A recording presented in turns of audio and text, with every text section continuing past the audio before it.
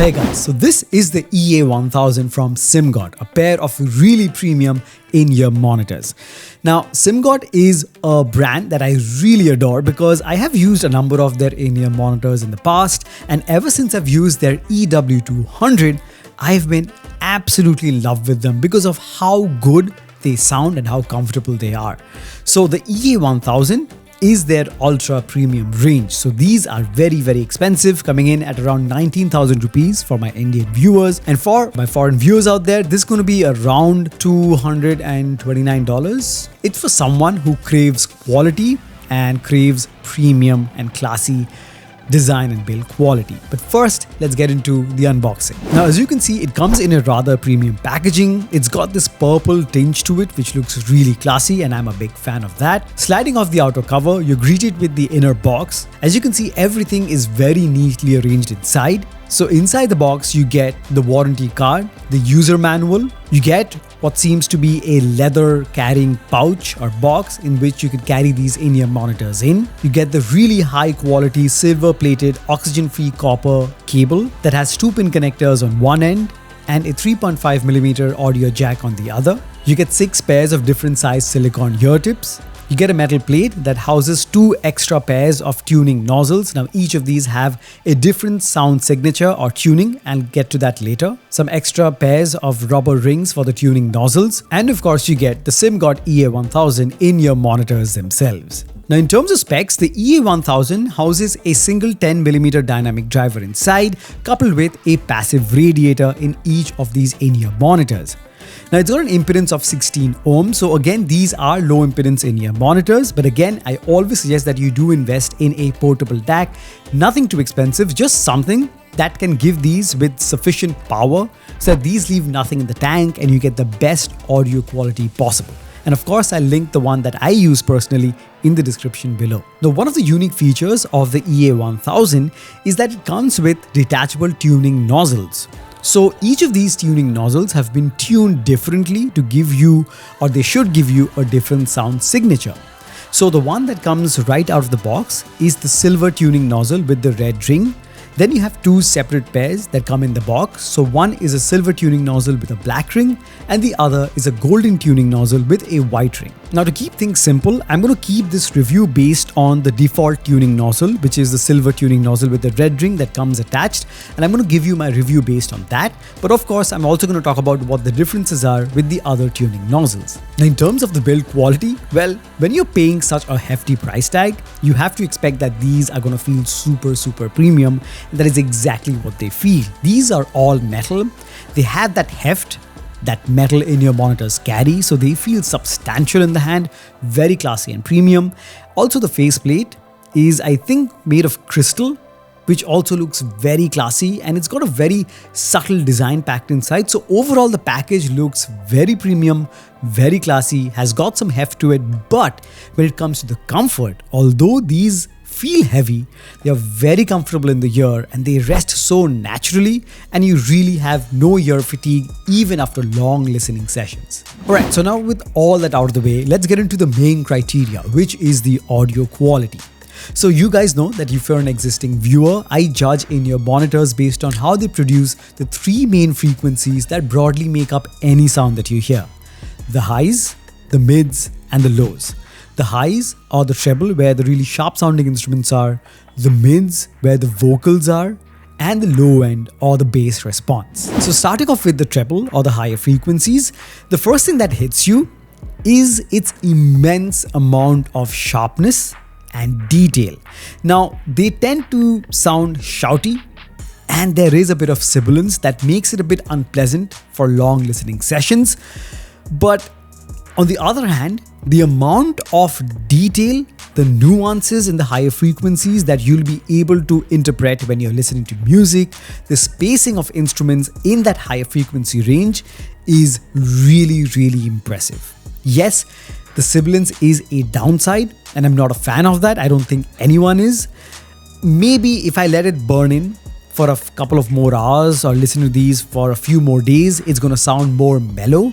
But right out of the box, yes, the sibilance is it gets a bit harsh and pleasant, But the technicalities, the nuances, and the sheer amount of detail in the higher frequencies is really impressive.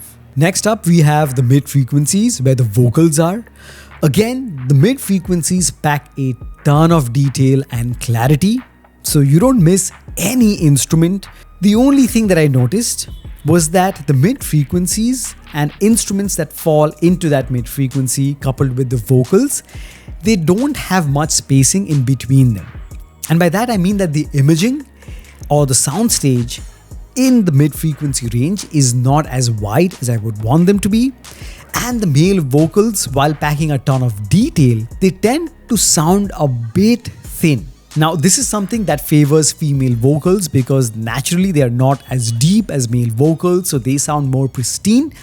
But male vocals, the trade-off with the immense amount of detail is that it doesn't have that depth and the natural warmth to the degree I would want them to be. But in general, again, ton of detail, a lot of sharpness, and you don't really miss out anything, but imaging could have definitely been improved. Finally, we have the low end or the bass response. Now, it packs a passive radiator inside. Now, at first I was thinking this is a gimmick and it's not going to do much for that, but it does play a crucial role because it caters to the sub lows, and even without any sort of EQ going on, just the plain sound has got a ton of bass.